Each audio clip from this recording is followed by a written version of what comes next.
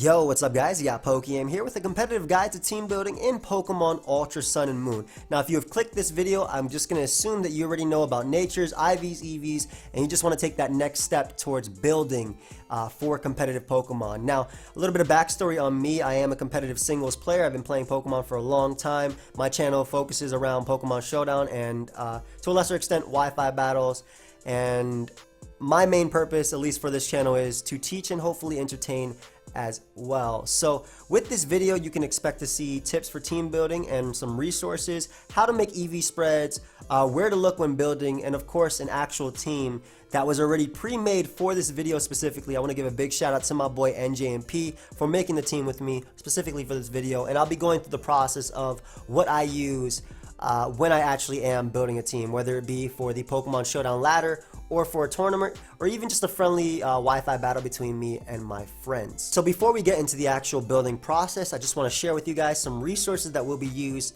for upping your game in competitive Pokemon in general, as well as building. The first one is Pokemon Showdown, the free platform online that allows you to play Pokemon as well as team build and play versus players around the world. The second one is the Pokemon Showdown damage calculator. This is very important for making your EV spreads, and I'll cover that a little bit later, but this is also helpful for figuring out how much damage an attack actually does to you, whether in the middle of battling or when building itself. Smogon.com, the community-based Pokemon website that focuses on competitive battling. They also have a strategy Pokédex, which is very helpful when getting into a new tier. And of course, on Smogon itself, the viability rankings, which allow you to see what Pokemon are probably some of the most used or best in a tier. This is community voted on, and this will help you a lot during your building process. And again, as we keep going, I'll be explaining why. So those are all linked down below, of course, in the description. So step one for team building in competitive Pokemon is probably the easiest and maybe even the most fun part. It's just pick what Pokemon you want to build around. Whether you like a specific Pokemon or maybe the Pokemon got a new move, you just pick the Pokemon that you want to start building, and that's where your team is going to be centered around. Now, I've already picked my Pokemon. It is Azumarill. Azumarill does have access to Sap Sipper, that is its hidden ability, where it has a grass immunity and it raises its attack by 1 stage. The reason I actually picked Azumarill specifically is because with the gold and silver transfer moves that we got from the Virtual Console, Azumarill can now run Sap Sipper plus Whirlpool. Now, this is really easy for me because I already know what set I want to run. However, if you don't know what set to run, there is nothing wrong with going to Smogon.com and going to the strategy Pokedex. And then let's say you want to run a Azumarill. You can actually just run or type in Azumarill right here, figure out what set you want to run, and I'll actually give you a whole bunch of different overviews, whether you're playing in OU, doubles, battle spot singles. There's absolutely nothing wrong with taking a set that they've already told you just to start it off, right? If you don't know how to use this Pokemon specifically, but you want to use Azu. So the set I actually want to run is not here at all, but the set I want to run is the Sap Sipper Whirlpool set. Like I said, it is now legal with Sap Sipper. So with this plus Perish Song, all this being legal together, Whirlpool, Perish Song plus Sap Sipper, is the reason why I want to run this Pokemon. The way this will function and what I hope to do with it, and I'll actually have some replays linked down below. Shout out to NJMP, like I said, I did build this team with him. But the way that this Mon is supposed to function for me is I use Whirlpool to trap my opponent for 4 to 5 turns. Perish Song takes 3 turns to make my opponent faint. So the idea behind this is trap my opponent, make them faint in 3 turns, and then I switch on turn 3 where my opponent will faint, but I can switch into an appropriate Pokemon to take them on. So that's why I want to build around Azumarill right here. Now, Whirlpool Perish Song is the most important part of the set. I actually also want to use Protect, because Protect will help me stall a turn for free, basically, with Whirlpool plus Perish Song. Because the first turn I use it, for the most part, Azumarill might actually be faster or slower than the Pokemon that it is trapping. So Protect lets me just waste a turn and use its bulk in base 100 HP and decent base 80 defenses. Now, last move is really up to me what I want to pick, because I do want some offensive pressure, but because I'm also using a special attack here, and since Azumarill has only base 50 attack, it's only good if you're using the huge power ability, which doubles its attack. I want to use Scald. Scald gives me more options to punish Pokemon from switching in, or if they switch in, it gives me more options to punish them with a 30% chance to burn, also wearing down my opponent. Now, again, the idea of this set is to survive, so for longevity, we are going to be running leftovers. Now again, this is just the Pokemon that I want to build around. So the next part is obviously the EV spread part. You don't have to do this right here. You can do it after as you've kept building a team. But because I want to use this set, I want to maximize its bulk. So HP is the most important part. We're just going to go max HP. But this is where the damage calculator comes into play. I want to maximize its bulk. And what do I want this Pokemon to trap? Now, because it does have Sap Sipper, a few Pokemon that this Pokemon can actually trap are Ferrothorn, Toxapex, Tangrowth, and even Charizard to an extent. But because we want to know what's really in the tier, I know specifically, but because I want to show you, we'll actually go to the viability rankings right here. And I did mention earlier, this helps you get an idea of, or either have an idea of what's used in the tier. So if you actually go to the viability rankings right here, which will be linked down below, we see some Pokemon are S ranked. So basically, whether they are offensive, maybe Landorus is S ranked because it's a great stealth rocker, or because it can do run Z moves, or run SD, run Rock Polish, be a Choice Scarfmon. It's actually S ranked for all of the above. But a few Pokemon that my Azumarill can actually trap, one of them is Toxapex, which is S rank itself. So that's one of them it can actually trap with Whirlpool plus Perish Song. If we go back, Ferrothorn is another big one, and that's A+ ranked. Celesteela is also one of them I could potentially trap. Ferrothorn can be trapped because, again, Power Up and Leech Seed will not work due to my ability. And if we keep going down, I can even trap Pokemon, like to a lesser extent, Tapu Bulu, maybe even Kartana if it's not running Corkscrew Crash. So this is why the viability rankings is pretty important, because it allows you to see while you're building what threats to check for and what threats that you make sure your team can actually beat. Now, one part I actually did not mention is the fact that there are different types of teams. There are, and I'll actually have them hopefully shown on screen. They're stall teams, which are designed to not lose, basically. They're designed to wear down your opponent. There's offense, which is designed just to hit hard. There's different types of offense, of course, which are Trick Room, just set up rocks and just set up and sweep, go.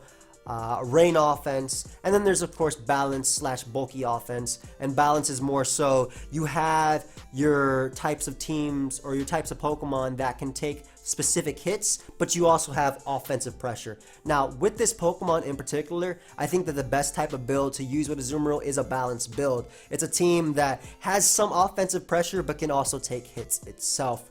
And again, that's something that you can decide as you're actually building.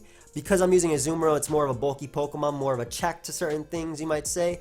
I want to make it a more balanced type build. So again, Azumarill, if we go back to the viability rankings, can trap Toxapex, can trap Ferrothorn, Celesteela, but I want to make sure that I can trap those Pokemon. So Celesteela I think is a big one. Heavy Slam hurts. If you actually go to the damage calculator right now and we type in Azumarill, we'll go to blank set and we'll just put 252 HP. And this is how you will be figuring out your EV spreads, just by plugging them in and going. And we type Celesteela. While I can avoid Leech Seed from Celesteela, Heavy Slam is a guaranteed 3-hit KO, doing 38 to 46%. And it is faster than me. Obviously, Scald Burn can deal with that. If you do end up burning it, it will half its attack. But one thing I want to be able to do is take on Pokemon like Ferrothorn, Toxapex, and again to a lesser extent, we'll talk about Tangrowth as well. So I want to be able to take on those Pokemon, which I do naturally. So I want to make Azumarill more physically defensive. If we actually go to Ferrothorn, one thing that Ferrothorn can do besides Power Whip, obviously, is hit me with Gyro Ball. So if you plug in Gyro Ball right here, and we go Sassy, 0. We just want to make sure Gyro Ball isn't doing much. Obviously, it's a guaranteed for a KO, so great. We don't have to do, we don't have to change much there, right? But I also want to make sure that Celesteela, let's see if it can change that 3-hit KO into a 4-hit KO. So we're gonna go with defensive nature. That's the best way to do it. Again, I'm assuming you already know how to do natures. So if you don't, their natures are all shown right here, and it actually shows. You guys can't see it, unfortunately, for some reason. But we'll go bold since we are using mainly special attacks. That is plus defense minus attack. And we're going to see how much investment we actually need to make Celesteela's a 4-hit KO. So I already know the investment that I need, and I'll just plug it in. But what you would do is you just plug it in until the attack is doing less. And as you keep going to the attack, you'll start saying, oh, guaranteed 3 KO, right? But I'm going to put in the 212 defense, which I already know. And it's a guaranteed 4-hit KO with 212 defense. And that's what we need, because those 4 turns are pretty crucial. Being able to Whirlpool, Trap, Celesteela, and then go for Perish Song from there. That's 1 turn. I protect. That's 2 turns. Next turn, I have to take the hit. So because I have to stay in. That's how they'll be trapped. And then I can switch out after that. But basically, Celesteela is beaten. And 212 defense is all we need. Now, because 212 defense is all we need, we actually have leftover EVs, and in this case, they actually do have a purpose. A few other giant threats on the special attacking side in OU would obviously be Asfgerthrrth is a big one. We have Volcarona, another one. Zard Y. Now, Charizard Y's Fire Blast will still do a lot in the sun, but because we do have Sap Sipper, and again, we're just going to be checking for these, because we do have Sap Sipper, which we should put in right here. That way, that's my ability. That's leftovers. That's my item. But because we do have Sap Sipper, as you can see, Solar Beam does nothing. And it's a guaranteed 3 KO after leftovers recovery. We can actually put Fire Blast as well. Fire Blast hits a lot harder, but obviously you do have to worry about missing, right? Fire Blast is a 14.1% chance of 2 KO after leftovers recovery. So we do have 44 investment left, and we're actually going to put that right here in Spadef. And that makes Fire Blast a guaranteed 3 KO after leftovers recovery. And keep in mind, you can protect after with this Pokemon. So this is the way I used or talked about Azumarill and the way we would build with Azumarill. This also helps me out in Greninja's case. If we actually go to Asfgerthrrth, Choice Specs Hydro Pump, it's a guaranteed 3 KO after leftovers recovery. So our item coming into play and the Spadef investment coming into play. And of course, we can protect them. Without this, it has a 1.2% chance of 2 KO, right? Which isn't that big, but if you take into account Stealth Rock, which is one of the most important moves in the game, and one of the most used moves you will see, it could be worse for it. So this helps me deal with that, and this also can check Volcarona. So the next part is Synergy. Synergy is pretty important. You want to pair this Pokemon with Pokemon that can deal with what it's weak to. So because Sap Sipper does get rid of that grass weakness, Azumarill is still weak to Poison, it's still weak to Electric. So there's just 2 types that actually do still threaten Azumarill. So Synergy is really important when building a team. And a lot of things, you can see one Pokemon that I actually picked right here, and we'll be going over it, is Ferrothorn. I figured that Ferrothorn would actually be a really solid Pokemon to work with Azu.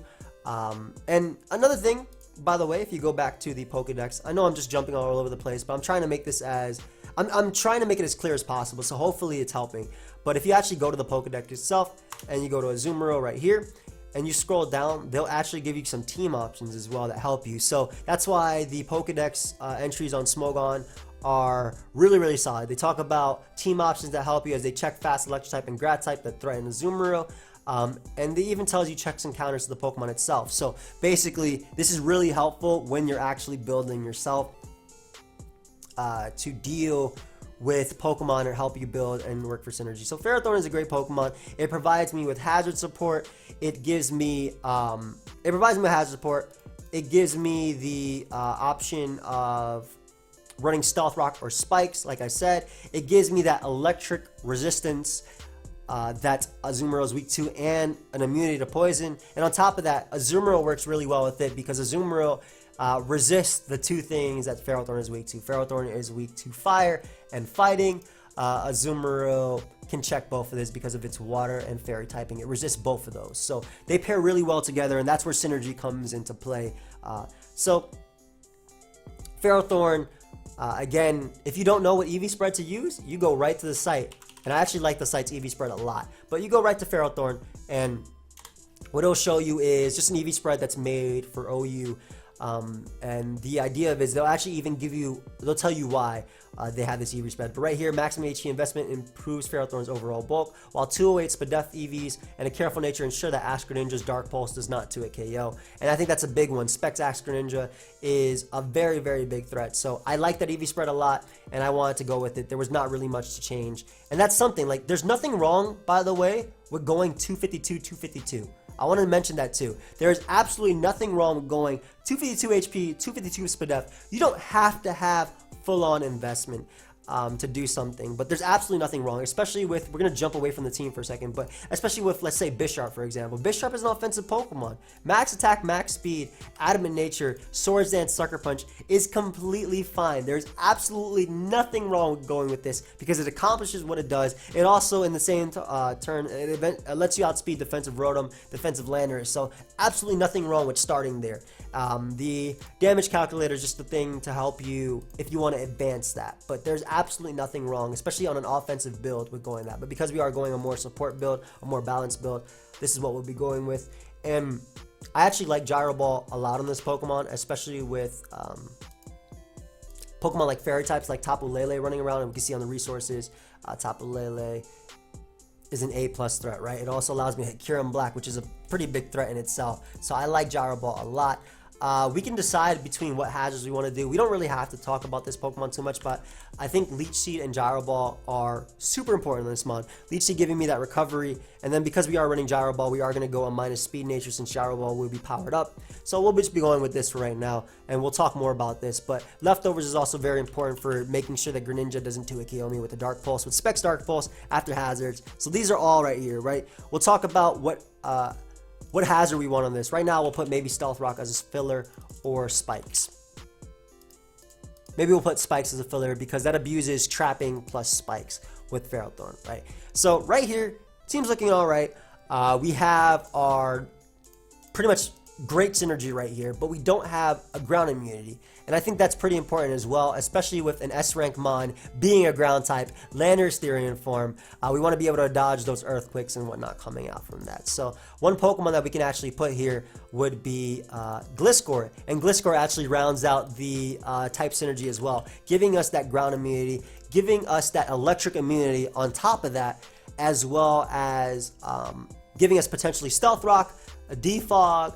And Gliscor is a really cool Pokemon because it does have the Poison Heal ability. And like I said, if you don't know what to do, I already know what set I'm running on this, but if you don't know what to do, you can go right to the Pokedex, go right to Gliscor, and take their EV spread if you want. I actually like their EV spread for OU a lot. The idea of this EV spread is 244 HP. It maximizes the health that you get from Poison Heal.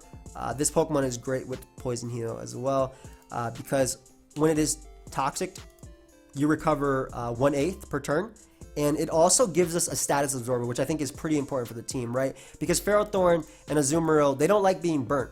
Even though Azumarill is a special attacker, burnt wears it down. It doesn't like being poisoned. Obviously, Ferrothorn can avoid that poison, but Gliscor, if it is poison, it can come in on Will-O-Wisp from Pokemon. It can come in on even weaker Scalds from more support Pokemon like Alomola, for example. Now, I really did like their EV spread. And again, there's nothing wrong with copying somebody else's EV spread at all. This is just a general tips on building itself. So I like their EV spread a lot. I think outspeeding Heatran, which is why they had 112 EVs, is really good. So I like that EV spread, outspeeding Heatran, which can be a very big threat to the team, by the way. I don't deal with it so well. Ferrothorn is obviously weak to it. Fire is one of its main weaknesses. Azumarill doesn't appreciate being toxic plus taunted by Heatran, especially because I'm a more of a support set of Azu. I actually can't deal with it. Otherwise, what I would do is Waterfall if I was a more offensive variant. So Gliscor helps a lot with that. Outspeeding Heatran is pretty key. And a lot of Pokemon, again, the Team Builder helps you see their highest speed, but it's base 77, max speed 278, we hit 279. So that's pretty important. It gives us that ground immunity as well. And the rest can be put into Spadef. This helps us out versus Gengar, which we don't have a Ghost Resist currently. And this also helps us take hits from support Heatran, a Lava Plume specifically. Now, Earthquake is going to be the first move we put on this, for sure. Earthquake is going to be the first move we put on this, for sure. We want to be able to deal with the Pokemon we're switching into, Heatran. We also want to be able to deal with Pokemon like Tapu Koko. Again, these are all Pokemon that we see right here. We see Heatran is an A+ in viability, Magearna, Tyranitar, and this is all pretty important when it comes to team building. In fact, a lot of this all has to do with metagame trends, and that's also pretty important when following a tier itself. And the great thing about the viability ranking is every single tier has it. So if maybe you don't want to play OU, you want to play UU, there's a viability thread for the UU tier. But again, Earthquake is our main form of stab. We want to be able to deal with this. If you came to this, you know competitive Pokemon, you know why we have Earthquake. Another thing we want is Roost. Roost is that longevity. Coupled with Toxic Orb, this Pokemon does not die. I actually really like Toxic as well. Being able to wear down Landorus is really good for the team. The team is built around, so far, Spikes plus Perish Trap, right? The idea is to wear down your opponent, so Perish Trap. And another move we could put on this is either Taunt, Stealth Rock. Taunt allows us to be a stall breaker, stop Stealth Rock. The Spadef investment also lets us take HP Ice from defensive Landorus.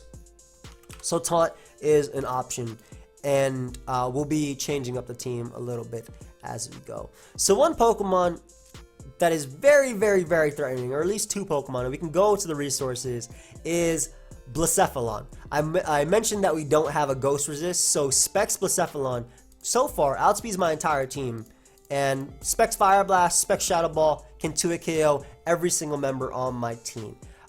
For this reason in particular, that's why we will be adding Tyranitar. Now, this has to go back to metagame trends. Tyranitar has picked up a lot in viability, mainly because of Blacephalon and Naganadel. Naganadel was recently banned from the OU tier, so we don't have to worry about that at all. But Blacephalon, having Fire Blast and Shadow Ball in its arsenal, whether it be Specs or Scarf, it's still a giant threat. It also has access to HP Ice, which does threaten Gliscor if it's Specs with KO. So Tyranitar helps mitigate that weakness a lot. However, I don't think that Assault Vest Tyranitar is actually necessary right now, since just natural Rock and Dark with the Sandstorm Spadef boost, Tyranitar can easily deal with a Blacephalon and Pursuit Trap it. So we can change this around to be a Choice Scarf, a Choice Band variant. And seeing as how Mega Pinsir is also a pretty big threat, while it doesn't set up for free versus anything, Azu can Perish Song it or Skull Burn it, Ferrothorn can Gyro Ball, Gliscor can Toxic, it's still a generally big threat to the team, right? Which is why I decided that,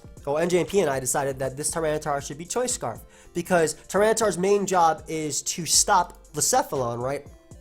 It is stop Blacephalon, but I also like it as a threat to be able to deal with Mega Pinsir, also be able to threaten Pelipper with Stone Edge and outspeed it, also be able to threaten Zapdos. Zapdos could be a problem because it does have coverage to deal with the entire team. Thunderbolt, Heat Wave, HP Ice. Now, none of the Pokemon that I mentioned will actually go down to defensive Zapdos set. Like Azu would take a Thunderbolt, Ferrothorn would take a Heat Wave, and Gliscor will take an HP Ice, and we do have Toxic to deal with it. We have Leech Seed, and we do have Protect.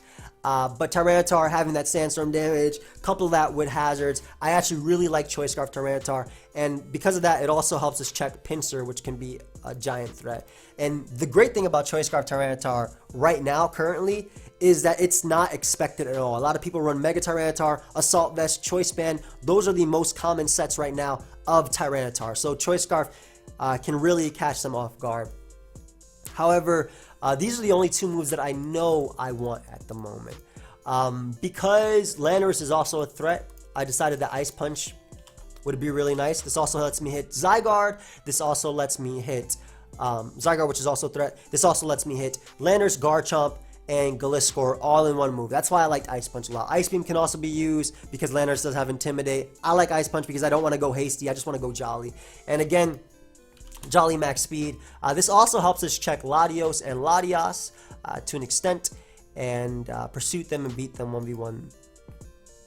So the last move, we'll be talking about it later and why I picked it, but these are the only three moves that I know I wanted on this Pokemon. So currently, this team, it isn't bad, right? It isn't bad, but it's pretty weak to Pokemon like Hawlucha, like Kyurem Black specifically. Even Magearna can be a giant threat. So in order to deal with that weakness, right? And right now, we have good synergy going on, right? We have a Dark type, so that resists Ghost and Psychic. That's great for Lele. We have a Steel Grass type, which helps us take on the Fairy type attacks as well, which Tyranitar is weak to. And of course, we have that Ground immunity, which helps out Tyranitar in this case. We have that Electric immunity, which helps out Azumarill. And then we have, a Poison immunity as well, or double Poison immunity really, because we have the Resistance plus the Toxic Orb. So the synergy is looking really good. They're working really well together. But I did mention that Kyurem Black is a big problem. Zygarde is a giant problem, just spamming 1,000 arrows, especially because I'm not Fizz Def Gliscor. So Zygarde can be a giant issue. Choice Band Zygarde in particular. So certain variants of offensive Swords Dance Landorus can be a threat, and Jolly Swords Dance Landorus outspeeds my entire team outside of Tyranitar, but I'm not switching in Tyranitar on Landorus's Earthquake, right? So the next Pokemon I wanted was to be able to deal with those, as well as Mega Metachan, which is a giant threat. You can just click High Jump Kick, Ice Punch, Thunder Punch, respectively. I wanted a Mew. And I like Mew a lot for this team, is because, again, it does help with that fighting type weakness, but not that I'm weak to fighting types at all, because I'm not, but it helps with a specific fighting type, which is Metacham. And it also helps me check Zygarde. It helps me check Kyurem Black. It helps me check Landorus. Specifically Kyurem Black because I can burn it with Will-O-Wisp and then Tyranitar can deal with it. I take Ice Beams, I outspeed it for days. Life of Kyurem Black. The free shock set is a giant threat because it can just nab it kill. But I really like Mew just for that purpose. And because of that, we want to run Will-O-Wisp. Will-O-Wisp helps us a lot. This also helps us with our Ferrothorn / Scizor annoyance. Scizor can be a potential pain, but if I Will-O-Wisp it and Ferrothorn Leech Seeds it, it's not beating any of my team at all. So that's why I like Will-O-Wisp. And Ice Beam was named specifically for, again, Garchomp, Zygarde, Landorus. And because I want to be faster than those, I will be going Timid Nature. Landorus hits here. Kyurem hits here. I want to be here. I want to just be max speed. I want to be able to outspeed those. And again, because I want to be able to take a hit, we're just going to go max HP. Like I said, absolutely nothing wrong with going 252, 252 if it gets the job done. A big thing though, and I'll talk about it a little bit more later, and again, you guys can see this team in action. There's some replays down below. A big thing is no team is static, right? Just because when this team is done, you have 6 Pokemon and all move slots filled in, that does not mean that the team is done. No, practice with the team, test it out on Pokemon Showdown. If you see yourself being weak to a specific user, try it out, right? Change it, right? If my team is super weak to Heatran, or my team is super weak to Scizor, maybe I'll put Flamethrower on Mew to try it out. Maybe I'll put SD on Gliscor, SD Facade, because I want a better Stall Breaker versus Clefable. Currently, though, Taunt Gliscor also helps us out for Combine Clefable, which is a pretty big threat. Roost is also really important. We want that longevity. Won't matter at all. And then the last move, because we don't currently have a Defogger, I can put Defog currently on Mew. It is important to take into account Mew's ability, Synchronize. So if something statuses me, maybe you're fighting a Mega Sableye, right? And that's a giant threat. One way you want to deal with it is let it Will-O-Wisp your Mew, and then it bounces back to that. So that's something you could do, right? That's absolutely something we'd do. And I like Defog a lot because we currently don't have any hazard control. And again, this is like the first variation of the team. I'll be going through how it changes. So again, leftovers just for longevity. We are using leftovers a lot on our Pokemon, but this is more of a balanced team. The idea is to stay around. We still don't have a move on Ferrothorn. We still don't have a last move on Tyranitar. And the team is looking pretty good. So the last member I wanted to add was Mega Sableye. I really like Mega Sableye specifically because it helps versus Heatran. Though Gliscor can switch in Mega Sableye if it is Max Spadef, and that's the set we are going. Again, this set was taken from Smogon. If you go Max Spadef, Magma Storm Heatran can't trap you. It also gives us that fighting type immunity, so Mega Metacham has to think twice about spamming High Jump Kick, which is again really important. Mega Metacham is a giant threat. It gives us a knockoff user as well. And it also allows us to not have to depend so much on Defog because of its ability. Allows us to not have to depend so much on Defog just because of its ability. Now, we will be running Prankster prior to Mega Evolving. This means that prior to Mega Evolving, when we are regular Sableye, we can have priority Will-O-Wisp. So I think that's pretty important. Now, this is a really standard set on Sableye right now.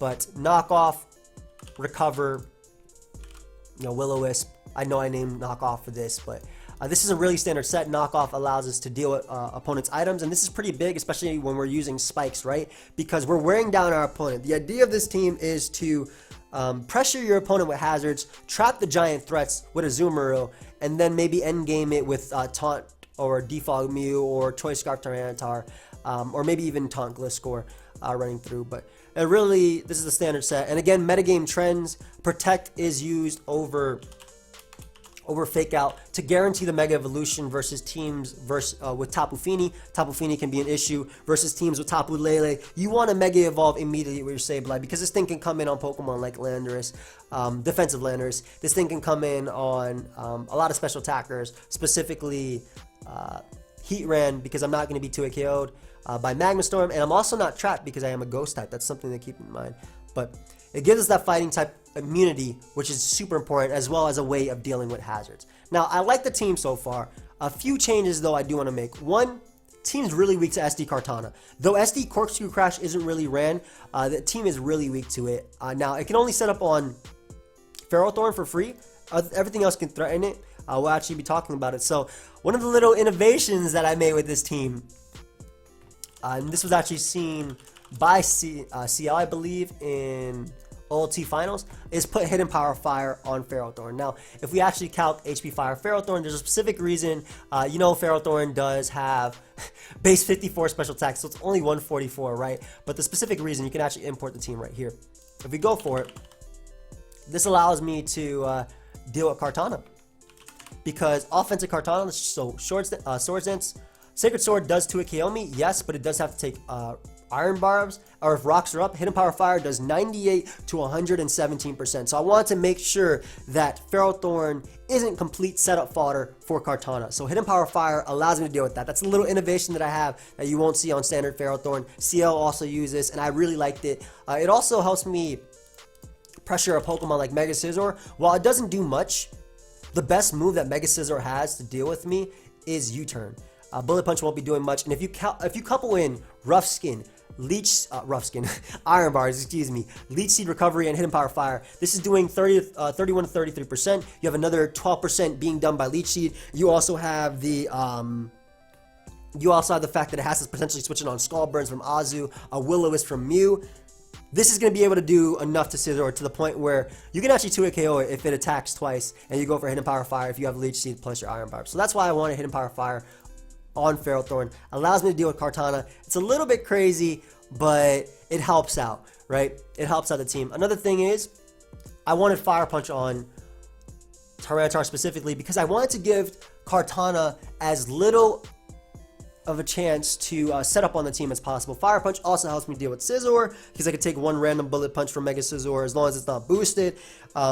Though Scizor can live it, right? Scizor will live the Fire Punch, but it's forced to attack me in the second turn, and then Gliscor can just outspeed it and knock it out Earthquake from there. So the idea of it was to help with that weakness. This also can help check or pick off a weakened Bisharp, though Gliscor does help with that anyway, and it helps out in that sense. So one thing that we were a little bit annoyed by, and that's just when looking at the team, was Toxapex. Yes, Azumarill traps Toxapex, and we no longer have to deal with it. However, Azumarill, while in the middle of trapping Toxapex, Toxapex can just click Toxic Spikes. And it's really annoying for the team because while I do have a Defogger in Mew, in order to defog, I have to get poisoned. So one change that we actually ended up making was, and this is again based on the team, especially based on what we were trapping, was made the Gliscor defog. Defog plus Poison Heal is now legal on Gliscor, so we tried to make it defog, and we ended up changing Mew to Taunt. And this really helped out with the weakness versus Toxapex because we weren't weak to Toxapex, right? We knocked it off, Azumarill trapped it, Toxapex was gone for the entire game. But those T-Spikes were very, very annoying because they worn down Mew a lot more than they should have. So we made Mew Taunt. This helps out versus Clefable. It makes Mew more of a stall breaker, allowing it to deal with Skarmory, Clefable, Celesteela, Ferrothorn, Pokemon like that. And by giving Defog to Gliscor, our Defogger is now immune to Poison, immune to Hazards, outside of Stealth Rock, and it just makes it a way better Defogger. So this was the final product that we actually ended up coming up with. And in testing, it did really, really well. Like I said, there are some replays down below if you guys want to check it out. But just to basically go over what we talked about, when you are team building, nothing is static. If in testing I see myself being weak to, maybe like I said, I see Mew going down too much to Heatran, maybe I'll put Earthquake or Knock Off to get rid of its item. You can change Ferrothorn to Power Whip. The great thing about Sableye, Tyranitar plus Ferrothorn, the way they work together is versus Tapu Lele, especially a choice lock Tapu Lele, it has to go for Moonblast. It can't go for Psychic. You can protect if it ever tries to go for Psychic. And Again, Mew resisting Psychic as well, having Pursuit to deal with that. So this is the end of the team. This is the team that we ended up building. But again, the resources are all linked down below. This is basically the thought process that I go through if I do build a team. And you guys did notice how I said I built this team with my buddy NJP, and I think that's another big thing to put when building. If you have a friend that plays Pokemon, build with them. 2 heads are better than 1, and we ended up building a team that I really like. So just to go over a few things, the damage calculator helps you make EV spreads. It lets you figure out how much damage a Pokemon does. There is nothing wrong with going 252, 252, and you can see right here, Dark Pulse is 49% max, so it's a guaranteed 3 KO. That's why we have it. This helps you, and you can customize if you even want. Let's say I just went max. This helps me.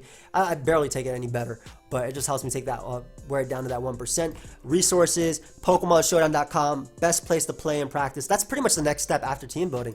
It's just to get a battle and start playing with the team. Figure out what it is weak to, what you can do to make it better, and I think that's pretty much it. Again, nothing wrong with taking somebody else's set, especially I like this a lot about these Smogon Dex entries, that they actually tell you what the team is weak to, how you can, or what the Pokemon is weak to, how you can make it do better, and synergy is just super important. All these Pokemon go really well together.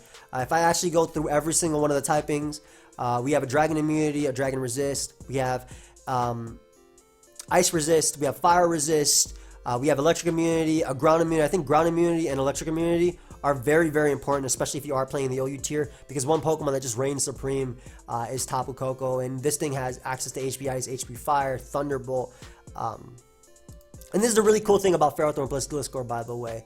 If it has HP Fire, it can't have HP Ice, and Spadef Gliscor walls it. If it has HP Ice, Ferrothorn walls it with Leech Seed plus Gyro Ball. So hopefully you guys learned something about team building in Pokemon Ultra Sun and Moon. A lot of this can be taken into account in any tier that you end up playing. And yeah, that's pretty much it, guys. The best thing to do is get out there and go play. Yeah, I'm like a commercial for I know somebody used to say that. It was like some Earth Day for Nickelodeon or something like that. But hopefully you guys learned a little bit of something. And feel free to use the team. I will be linking it down below as well in a paste bin. Check out all the resources. Feel free to subscribe. Like I said, I am a competitive battler. I do a lot of Pokemon play, and basically I also do moveset videos. So on certain Pokemon, maybe you want to learn how to use it. And yeah, just have fun. That's the important part, right? We play Pokemon because we have fun. So hopefully you guys learned something. I'll see you all later. Feel free to leave a like, of course. Subscribe if you want. And goodbye, friends.